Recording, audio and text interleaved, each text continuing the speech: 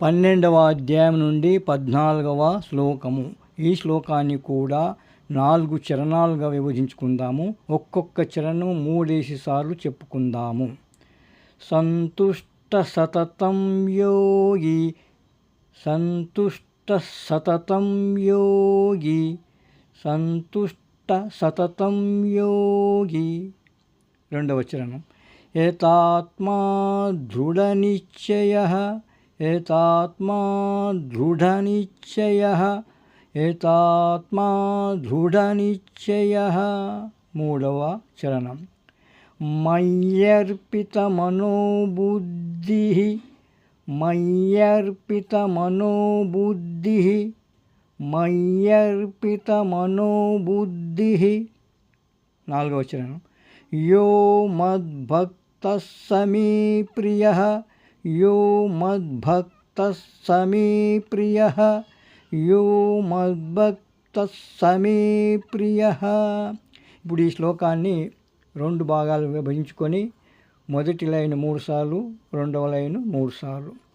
సంతుష్ట సతతం యోగి యతాత్మా దృఢనిశ్చయః, సంతుష్ట సతతం యోగి యతాత్మా దృఢనిశ్చయః, సంతుష్ట సతతం యోగి యతాత్మా దృఢనిశ్చయః.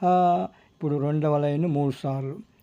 మయ్యర్పితమనోబుద్ధి యో మద్భక్తః సమే ప్రియః, మయ్యర్పితమనోబుద్ధి యో మద్భక్తః సమే ప్రియః, మయ్యర్పితమనోబుద్ధి యో మద్భక్తః సమే ప్రియః.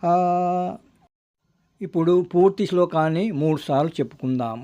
సంతుష్ట సతతం యోగి యతాత్మా దృఢనిశ్చయః, మయ్యర్పితమనోబుద్ధిః యో మద్భక్తః సమే ప్రియః, సంతుష్ట సతతం యోగి యతాత్మా దృఢనిశ్చయః, మయ్యర్పితమనోబుద్ధిః యో మద్భక్తః సమే ప్రియః, సంతుష్ట సతతం యోగి యతాత్మా దృఢనిశ్చయః, మయ్యర్పితమనోబుద్ధిః యో మద్భక్తః సమే ప్రియః.